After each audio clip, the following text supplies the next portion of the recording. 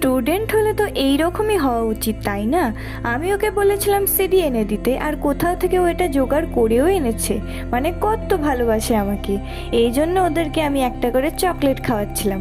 আর বাচ্চারা যে চকলেট পেলে কতটা খুশি হয় সেটা তো বলার নেই। আজকে আমি বানিয়েছিলাম তরমুজের মোহিত, কিন্তু ভিডিও করার পরে দেখলাম আমি রেকর্ডিং বাটনটাই অন করিনি।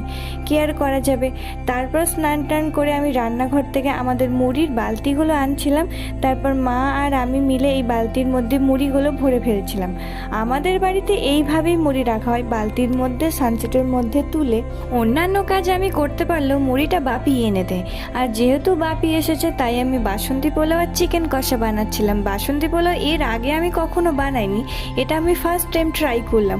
প্রথম ট্রাইয়ে আমার খুব একটা পোলাও ঝরঝরে হয়নি, তবে খেতে মোটামুটি ভালো হয়েছে।